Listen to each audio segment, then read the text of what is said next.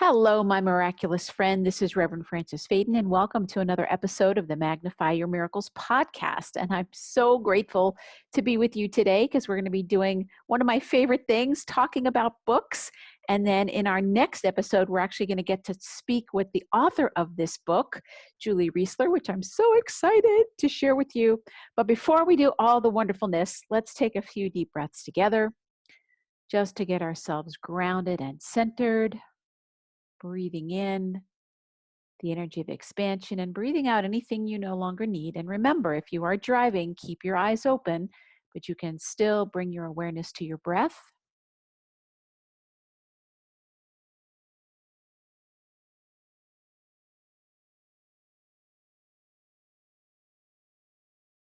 Giving yourself permission to let go of whatever might be happening later on and whatever happened before, and just coming deeply into the now, which is where the divine dwells.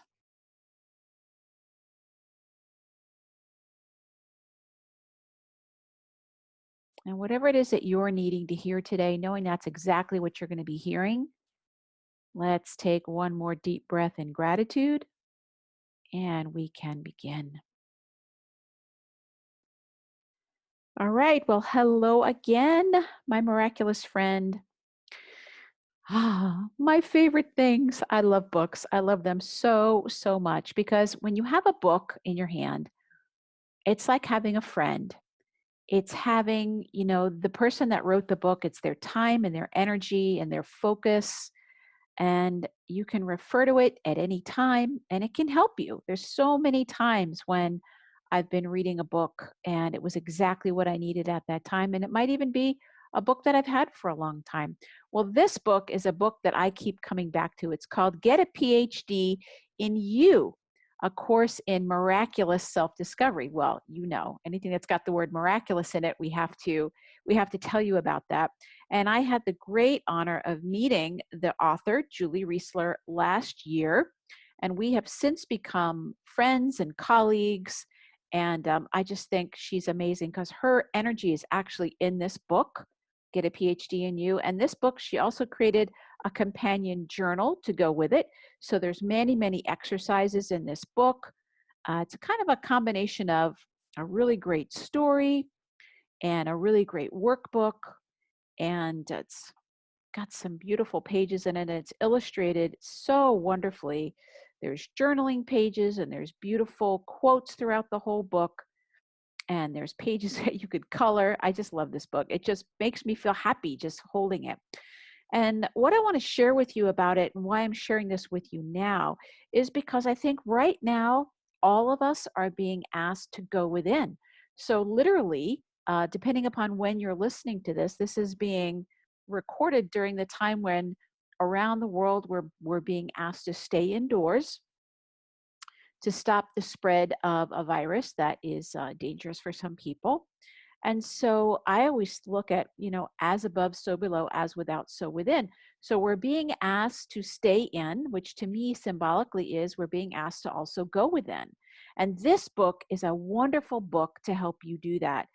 You can get it on Amazon, very easy to get, and they'll ship that to you if you don't have it already. And one of the things I love about Julie explains in here, she explains her story, and she really struggled with food addiction and with overeating and using that to escape her feelings. And I know a lot of people right now are dealing with stress eating and a lot of worry and a lot of anxiety, which is why I wanted to give you a resource that has been helpful for me and it's been helpful for a lot of people. So the first part of the book, she's going to be telling you a little bit about her own story and then helping you to look at some beliefs that you have that might not be serving you. And I'm going to take you here. So I have the paperback book and chapter number 9, The Power of Self-Care and Nourishment. And so she's got this beautiful quote on page 104, which is love yourself first and everything else falls in line. You really have to love yourself to get anything done in this world. And that's a quote by the fabulous Lucille Ball. So this particular chapter really speaks to me, the power of self-care and nourishment. And I'm going to read to you on page 106. this chapter called Nourishing Yourself. When you hear the word nourishment, what comes to mind? Perhaps you think of food, although just having access to food doesn't mean that you're fully nourished and getting important nutrients. Nourishment can also relate to emotional fulfillment or being satisfied with your life's activities. It might relate to how you express your spiritual nature. I would invite you to unpack this word in a few ways as it relates to your mind, emotions, and body. How does it connect to your overall well being? How do you choose to nourish your mind? Do you read self help books or subscribe to e newsletters about healthy living? Do you know what depletes your mental nourishment? And she says, for me, it's a TV program with any kind of negative drama, reality TV, and the news. She says, your mind is like a garden, which needs fertile soil, rich nutrients, water, sunshine, and tender loving care. It makes a difference what you feed your mind. I love, love that. And here's the next paragraph. What about your self talk? Are you saying mean stuff to yourself that you would never in a million years use with your worst enemy? These internal comments make an impact on your mental well being. And then she's mentioning in Hal Elrod's book, The Miracle Morning, he notes that we design our lives, whether we realize it or not, in each moment by what thoughts and actions we choose. He recommends devoting an hour every morning to activities like doing your affirmations, meditating, reading something inspirational, looking at your vision board, journaling, and movement. How you care and tend to your mind is crucial. Living life on purpose means watching your words and being aware of your DOTS system. It can make a huge difference to feeling nourished. The question to ask yourself is this serving my mental well being and nourishing me? By asking this question, you can start to practice making nourishment a priority focus and a way of being. So I want you to think about that. Asking the question, is this serving my mental well being and nourishing me? Is this something that is making you feel connected? Is it something that is making you feel simply just better? You know, nourishing yourself should make you feel better, whether it's food or words or the people that you're with or the activities that you're doing. So just to put it really, really simply, so we don't want to get too caught in our heads of like, is this nourishing? Is this not nourishing? You really just want to ask yourself, is this nourishing? Does it make me feel better? So, for example, after you eat something, you know whether you feel better or if you feel not so good. Like when we eat junk food, we don't feel so good. It might feel good in the moment, but then afterwards, your body feels kind of yucky. The same thing can happen with news stories. It can happen with YouTube videos. It can happen with conversations that you're having with people. You know, it can happen in different areas. And so, on a very basic level, just ask yourself, does this make me feel good? Does it make me feel better? Or does it make me not feel good? Does it make me feel worse? And then this whole chapter, she goes into putting nourishment into practice. And I love this. So, new nourishment practices, this is on page 108. New nourishment practices take patience, persistence, purpose, and pace. I love that. Patience, persistence, purpose, and pace. Taking baby steps is the key. Enjoy being a beginner. It's counterintuitive for many of us, but it will bring about serious life breakthroughs. Without action, all of these suggestions are merely that. They're just nice words that you read and you miss applying them to your life. So consider these following questions.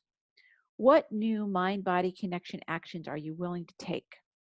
For example, if you love to do yoga, maybe you can start doing yoga and then taking a nice nourishing shower afterwards, or maybe having a wonderful tea. Can you add another question? Can you add 3 to 5 minutes of meditation on a daily basis? And when can you do that? Can you do something that will be more of what she calls a self-date this week? Now, for those of us who are staying home, this might be a little challenging, but still, you can create a space in your day or a space in your week that's just for yourself. I did this yesterday. I had the best day yesterday because I gave myself an hour of playing the piano. I'm learning to play the piano with this fabulous online learning school system, which I totally recommend. I totally love. And I gave myself an hour yesterday. Oh my God, it put me in the vortex. And so that's my self date. And I'm committing to spend some time doing that every day this week. Can you do some kind of movement activity? This is the big challenge for me and for a lot of us right now. Can you walk? Can you do yoga? What can you do? How can you bring more nourishment into your life around movement? The next question, how can you nourish more creativity in your life? And so, this particular chapter, I come back to this chapter over and over again. And again, at the end of the chapter, she has journal space that you can start to journal in here. And I love this quote: self care is self love in action. So, so true. Now, she goes into your relationship with food, letting go of guilt. And this is really, this book, what I love about it is it starts very, very with like the basic thing of taking care of yourself physically, and then goes all the way through to discovering your purpose. So again, this is a book that, can you just go through the book? Absolutely. Can you just read through it? Absolutely. But I encourage you to use this as a journal in self-discovery. As she says, a course in miraculous self-discovery. And even if you've done courses in self-discovery before, you're in a different place than you've ever been before. So for this time, this inward time that we're in, what can you do now? How do you see yourself differently? Many of us are seeing ourselves differently than we've ever seen ourselves before because we are in a different place in our lives. We're in a different place. We're responding differently than we've ever responded before. So you want to take a little bit of time, and this book is going to be such a wonderful companion for you as you give yourself a little time, maybe every day, maybe it's once a week, and maybe you can start just spending a little bit of loving time and care with yourself to discover, who am I now? Who am I when the world is in a crisis? Who am I when the world is not in a crisis? Who do I want to become? Who do I want to, or how do I want to let more of this energy in my life, and how I want to release some of it. She even has some wonderful free gifts at the end. And like I said, these coloring book pages, which I'm looking at them right now, and I'm loving them so much. We're going to find out more about what Julie has to say to all of us in our next episode. I'm so, so excited to introduce her and what she's up to now, because I know she wrote this book a few years ago, and I'm so curious to see what is she up to now and what does she want to share with us now. Everything she does is so inspiring and uplifting, and again, just reading this book is amazing. It'll put you right into a really great space. She's got these beautiful resources at the end. And so, my friends, I really, really inspire you to and encourage you to get this book, get a PhD in you. If you can, get the companion journal that goes with it, and give yourself some time, some sacred time right now to spend some time with yourself, some positive, nourishing time where you can make some decisions and make some tweaks and start to do some things differently and get a PhD in you. All right, my beautiful friend, thank you so much for tuning in today. And remember, so important that the way to magnify your miracles is we keep our mind saturated in positive energy. We keep our mind and our awareness expanding. And why do we do that? So that we can remember that the key to magnifying our miracles is to know that your miracle is already here. Thank you so much, my friends. God bless you, and we'll see you in the next episode. Bye-bye.